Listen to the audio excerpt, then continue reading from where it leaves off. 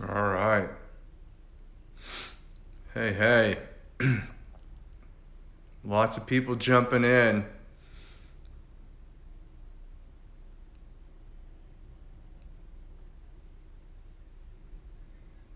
All right, I'm going to wait another minute. How people jumping in quickly. Hello from Peru. Okay, cool. How's it going? Wow. It's amazing how quickly everyone just sort of jumps in. This is great. It's good. I think it helps when I announce these things. I think that does that help? I'm reading the feed really quick. I'm not distracted. Jenny Lee Snyder, hello. Need your questions, Jenny Lee. Um, just a quick yes, it helps. No, it doesn't. Did a lot of you see my notice about scheduling this live today at noon? If you did say yes, could you say yes or no? Or I sent out a post yesterday and an email blast about going live today at this time. It seems like people are getting it because people jump in when I get off and check. Um, Joined without seeing the note, any note. Okay, Matt. Yep, Jenny Lee said yes. Okay, cool. Anyone else? If you can just mention really quickly if you saw the post. Okay, random luck. Yes, I got it. Yeah, I saw it yesterday. Yes, good. So I'm gonna keep letting people know about that sort of thing.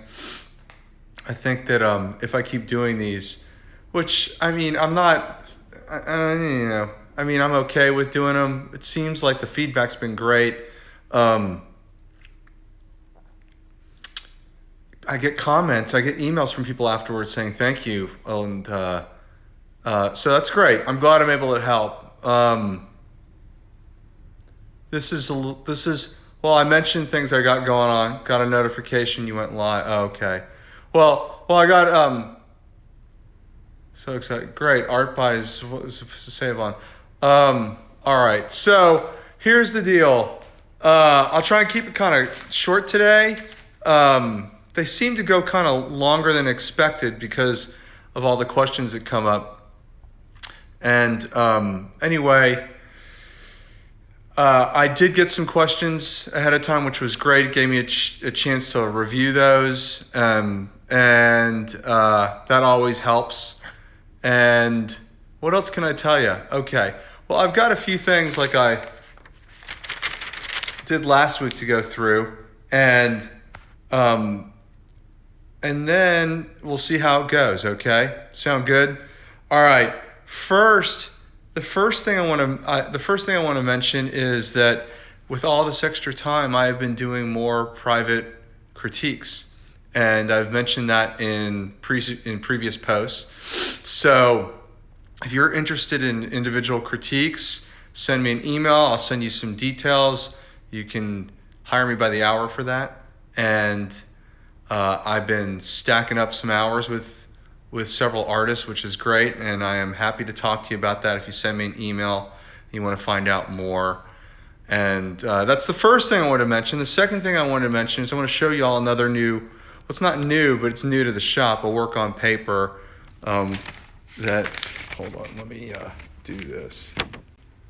So, oxygen, forgive the glare, but hopefully you can see oxygen sucker number 8. I really like this piece. It's got this strange greenish metallic sort of sheen to it, which may or may not be hard to see. I really like the irregular shaped paper. I come back to that all the time. Sometimes that happens, sometimes it doesn't.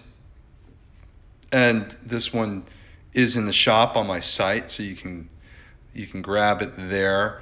And I am throwing in the frame. It'll come like this. It would ship off just like this. Anyway, I like the way this one turned out. It just put it in the shop. Okay, so I'm gonna go in really quickly. I know there's a glare from the glass, but you can kind of see there's a lot of physicality, and can you kind of tell even with the glare? Lots of people waving, giving me the little wave. Oh, Look at that. Whoa. Juicy. Okay. I'll back up. Okay, so let me go back over here. Okay, so I got like oh man, I got a lot of questions from Sandra, specifically about the works on paper, which was another reason I wanted to show you in detail a smaller work on paper. But I'm still getting a lot of people joining. I'm starting to think that I need to hang out for 2, 3, or 4 minutes and just shoot the breeze with y'all before I take care of business next time. I'm learning as I go. You know, like I said, I've done three of these now, 4 of these, 3 or 4 of these, and I'm happy to do them, I guess. You know, I don't like to spend too much time putting my, you know, I'm working, as you can see. You know, I like to get back to work and like to, you know, kind of keep it about the work and not about my chiseled features and rugged good looks, which I know a lot of you ladies like to comment on. I just noticed and I nicked myself shaving there too, huh? Jeez. All right. I almost buzzed off my eyebrow trying to do all this by myself. It's a lot of work. This whole thing's a lot of work here, you know. Anyway, what was I going to tell you? Okay, so Sandra, I got a bunch of questions. I got a bunch of questions from Sandra about my works on paper. I'll try and hit them as best I can. She asked me how I start and build things. It's hard for me to articulate how I start and build things. That question leads into, I think, another question of hers, which is she's essentially asking how I start things. Well, she's asking what my process is. And my process is I intentionally try to be as intuitive as possible and not think about things too much. And there's something romantic about saying that's not totally accurate, because there's no way to completely avoid thinking at certain times. And like I touched on in a previous one of these Instagram lives, we've all got a very specific sort of visual language at a certain point in our development, and you can't help but sort of gravitate towards those tools that are in your tool belt, and your tool belt would be that visual language, right? So you know, that's why one piece in a body of work, one thing looks like the next, looks like the next. It looks like it was done by the same individual, the same artist, right? Because at a certain point, you fine-tuned what you do. It's not that random. You're not figuring out what your voice is. You already know what your voice is. So my process is to try and be as intuitive as possible in the beginning. It doesn't always work that way. Sometimes it's very intentional in the beginning, but I seem to do very well when I marry, at some point or another, some sort of impulsive decision that's sometimes in the form of like a gestural mark with something else, where it's chafing up against, and that's a key word there, chafing, for me. And it may not be a key word for you, which is why it's so bad for all these people who ask me about, not all these people, it's not a good idea for everyone to try and imitate the way I work, who's trying to, there's a lot of people out there trying to imitate, you know, copy my work or whatever, but it's like, you know, it's going to be, at a certain point, it's a fail. At a certain point, it's good when you're a beginner, I guess, to copy things, but at a certain point, you have to learn who you are and what makes you tick. And you have to know yourself in order to make something that feels, I hate using the word authenticity. It's so overused these days, but yeah, for lack of a better word, I mean, you want to make authentic things, they have to be true to who you are. And you have to know who you are and what makes you tick and what you're curious about in order to make things work. Does that make sense? I don't know. I kind of, I'm waiting for the coffee to kick in. I'm not an early riser. Did y'all get that? I don't know. Anyway, I start sometimes kind of impulsively, but there's always a structure. There's a lot of formal underpinnings in what I do. And I guess, Sandra, I think I spend a lot of time sitting, staring, and thinking, and being analytical about what I do, and I spend a lot of time just being very emotional and impulsive in what I do, and it's sort of a combination of the two at different times. I hope that answered your question. I don't think everyone's meant to work that way. I think there are a lot of people out there. I think there's a lot of people out there who are actually meant to work in a very thoughtful, mindful, careful, meditative, predictable, obsessive, anal-retentive sort of way. You only learn this through studying, through critiquing, through making, and I mean, not to get off. Well, maybe I'm going to get off on a tangent about this for a second, but I noticed by a lot of the comments, questions, and interactions with people on here, like in other fields, there's a lot of people. I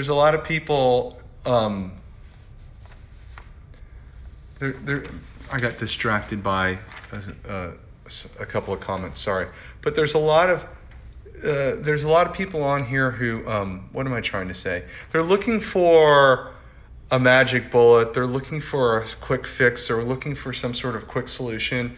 And like anything else in life you do, if you decided you wanted to be an accountant or a dentist or a plumber or a lawyer or a doctor or whatever, there's no quick fix. You gotta know yourself, through working and through a lot of hard work, So I know who I am. I know what I'm about. I know what I like to make. I know my temperament.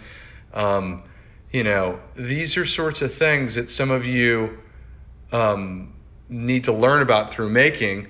There's also a lot of you who know who you are. You know this about yourself already, but you're not I don't want to turn this into a critique, but you got to kind of face up to it. You can't dance around it. You got to face up to that sort of thing. And in the end, you can't just show up and go, well, I'm fidgety, so I make fidgety work. It doesn't necessarily work that way, You just got to show up and make the work, and then you'll start to figure out how it unpacks itself.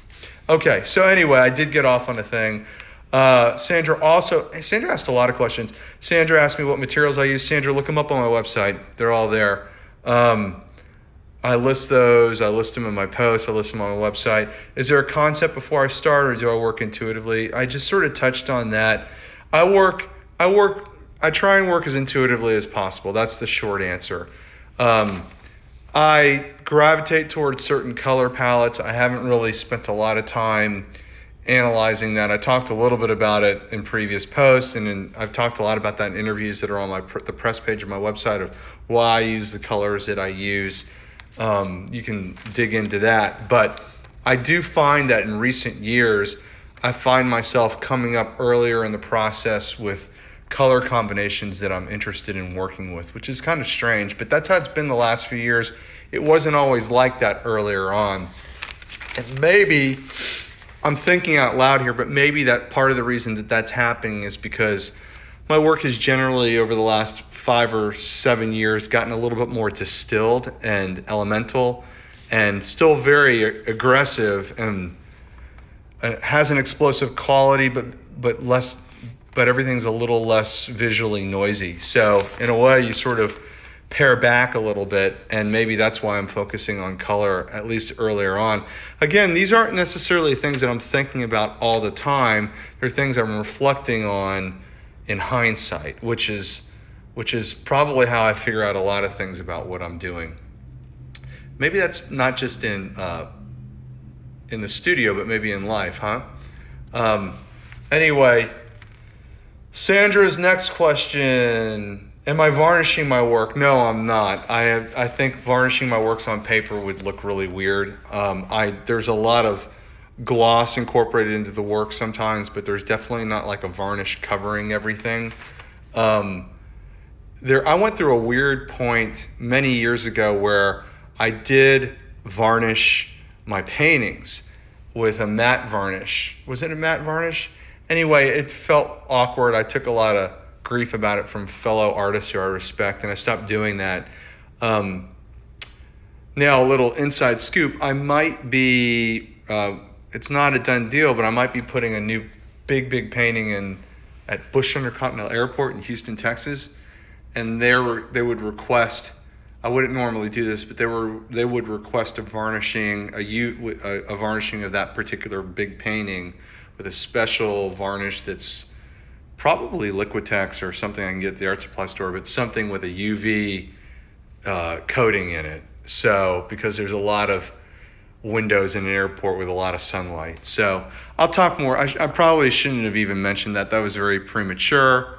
It still may not happen, but it's an interesting technical side note to share with y'all. So we don't need to tell anybody about that yet because it may not happen. But I think that on that note, I just realized, like, if in fact you are a painter and you're making work that's going to end up in a public place with a lot of windows and natural light, you might want to consider some sort of UV coating on the surface if it's not framed behind special glass, because there's a good chance that the color can fade over time. So anyway, look who just showed up, Marcelyn McNeil.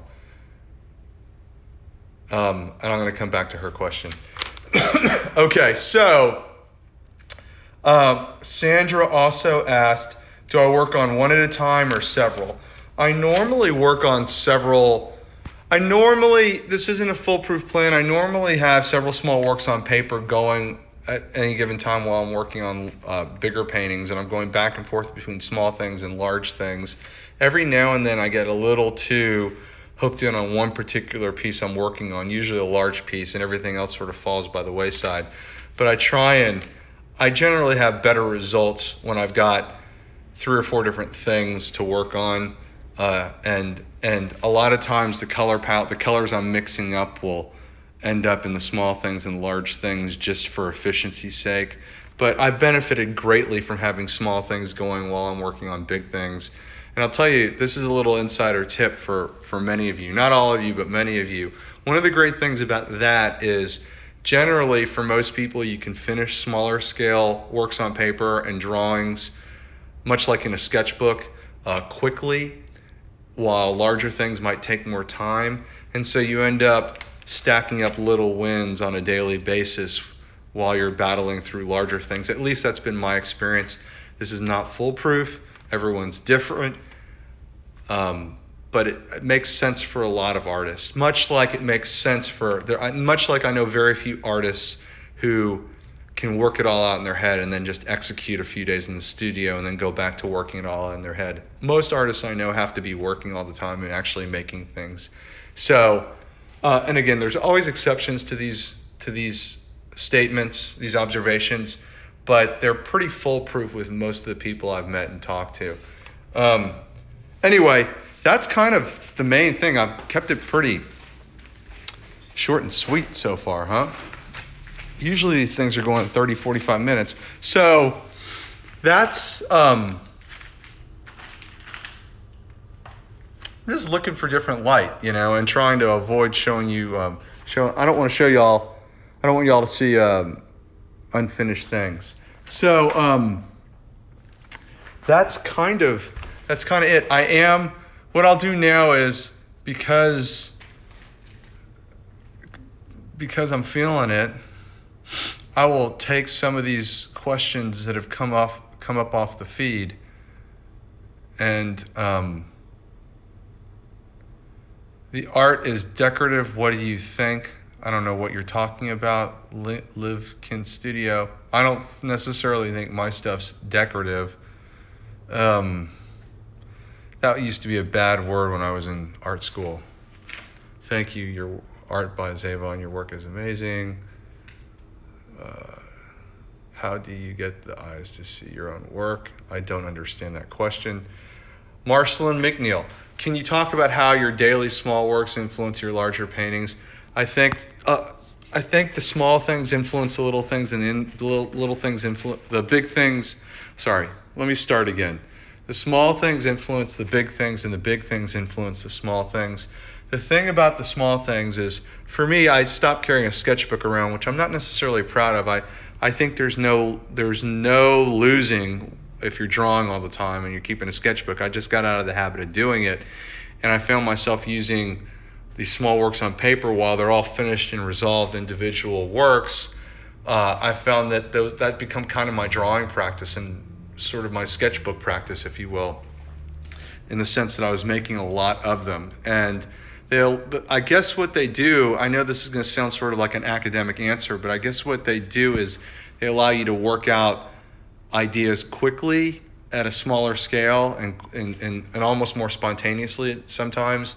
And so by keeping that going, you're able to sort of realize and conceptualize your ideas more efficiently, as if instead of just sort of working on big things all the time. And they help inform everything else that you do. It's sort of like a way for your, for me, it almost becomes a way for me to just sort of cut to the essentials, and make everything very, just get down to business quickly and get back to the basics and the simple things and the experiments. There's also something much less precious about paper. Paper is very inexpensive and easy to work with. I love paper. I actually was just thinking about this the other night, which is, and I'll show you. We'll go back over here to. I'm getting off a little bit on a tangent again, but somebody else do that. Like this is a large, about 65 inches finished work on paper. It's a new one, but I showed it to y'all recently. And I've been staring at this again, and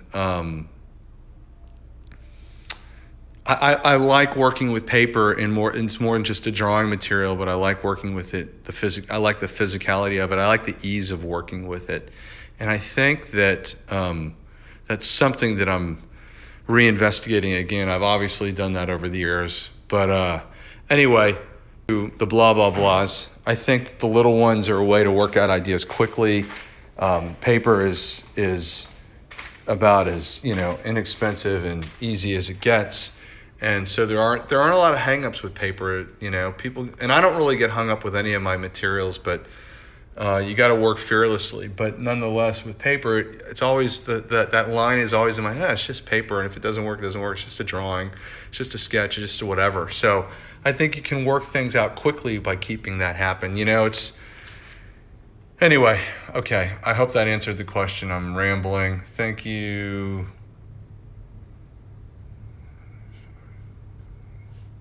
Thank you. Are you safing the live? Okay. Okay. Center image of how to get out of the center image of a painting to abstract. I don't really understand Jenny's question. Ellen Rowley, is the pandemic informing my work at all? Not directly. Actually, to be honest with you, the pandemic's informing the sales of my work tremendously. I've sold a lot of work over the last 3 or 4 weeks. It's kind of crazy. People have a lot more time on their hands, and this is something that I picked up recently, and it's actually quite true. Both in good times and bad times, people want to surround themselves with beautiful things. They want to adorn themselves with beautiful things. They want to surround themselves in their environment with beautiful things. So it's something interesting for y'all to keep in mind when I've mentioned you should really get your hustle on while you got all this extra time. Keep that in mind. I as much of a news junkie as I am, the effects of the external world inform my work usually in indirect ways, and and that's really the best answer I have for that question. I'm not that interested in painting portraits of healthcare workers. I don't see a problem with that at all. But, Ellen, I hope that answered your question. So maybe indirectly, but not directly. I did this auction the other day where I was able to donate a small portion of the proceeds to help with healthcare workers with the pandemic, or we're working on that right now. The auction house is handling that. But no, the pandemic is not really necessarily informing my work. You didn't really ask directly, so I kind of jumped in on that. Okay. Alex Farrell art. I don't really wrote. I actually wrote once in a while. I'll flip something, but I used to think that was a cheap student trick. I don't really rotate my canvases. Do you mean if I rotate them while I'm working on them? I don't know. Okay. Okay. So, unless anyone else has anything, I don't know what this is. Hold on. Uh, I got questions. I got a couple more questions, and then that might be it. Basic art. Do you or have you ever struggled with feeling motivated to show up every day? If so, how do you? Um, you know, I listen. Everyone has a hard time. This could turn into another discussion, but the bottom line is, I got work I got to get done, and I think that that's the thing. I mean, so a lot of people, when they ask questions about motivation and showing up every day and being inspired, I mean, the truth is, if you, when you're professional, when you're a professional anything, no one's going to give a crap about whether you're motivated or not, or inspired or not. I mean, you got to get, that's, as Chuck Close would say, inspiration is for amateurs. And I think if you've got good habits and good rituals and good routines, and you're interested in what you're doing, then you show up every day, whether you're feeling quote unquote motivated or inspired or not, And if you don't have good rituals and good habits and good routines, you're gonna have problems, or you're not really that interested in what you're doing. And I also think that the idea, I'm getting off on a little bit of a tangent here again, but I also think that the idea of passion is a little bit oversold, especially in American culture, maybe even in Western culture and countries of wealth, maybe not just Western, but countries of wealth. The idea of passion is oversold. I don't necessarily think everyone should follow their passion. I think people should be aware and maybe even write down a list of the things that they're good at and just get started on those things. And then as you work through those things based on what you're good at, you might unpack your passion. I don't always feel that passionate about what I do. I mean, half the time, I've been doing this a really long time. And I feel as though I've gotten really good at it. I guess I'm passionate about it. I don't know, but I don't, motivation is just a bunch of horseshit, I think. I think it's, yeah. So I just, you show up every day, you got to be professional about things. You show up every day and you got to work, don't wait. I can't afford to wait around, I also, when I say afford, I also mean like, emotionally, or maybe even psychologically, not just like, oh, I can't afford to take time off to, it's not necessarily financially. Anyway, I hope that answered the question. Okay, I'm going to take 2 or 3 more off the scroll because I don't like reading off the scroll, but I will take 2 or 3 more, and then we will call it a day because it quickly turned into a half an hour. Someone said perseverance. Sandra Sandin said perseverance. I agree. Grit and perseverance, totally.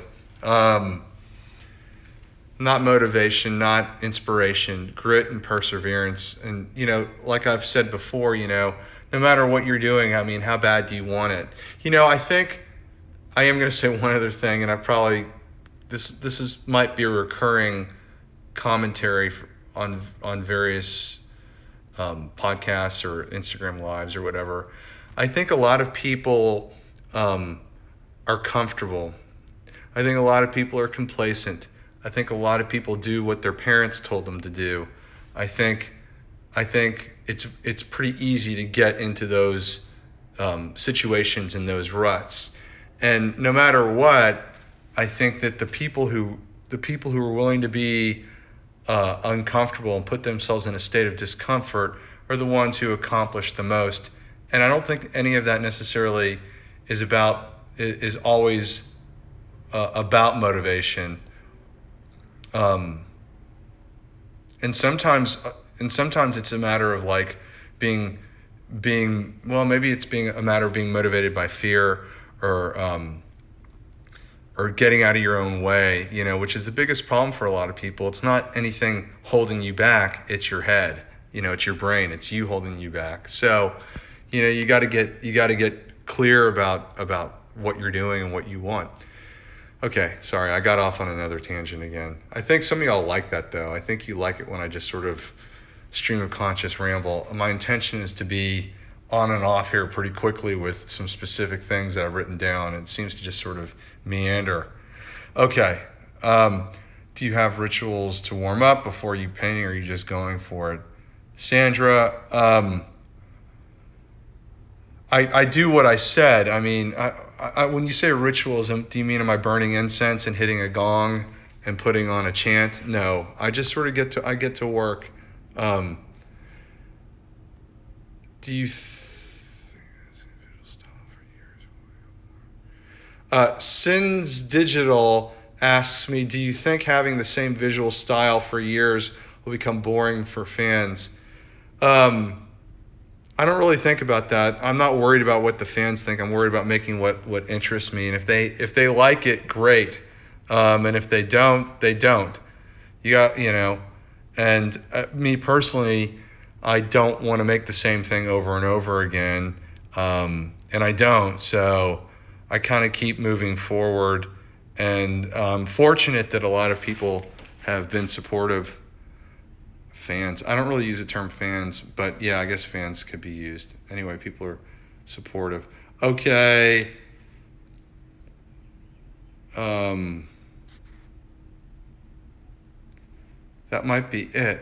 How do you personally avoid muddy colors? That's a good one. Chloe Quell, how do you avoid muddy colors? That's something that they should have taught. I don't know if you took art classes or if you got a degree in art, but it's a basic undergraduate drawing one sort of exercise, or painting one sort of exercise, or you avoid muddy colors. Well, colors get muddy for a lot of reasons, but you generally avoid muddy colors by not letting everything mix together. Although some people intentionally want muddy colors, it depends on what your intention is. Chloe, I would make a color wheel. I would study color theory. I would make a color wheel. Make it yourself or take a class, whatever.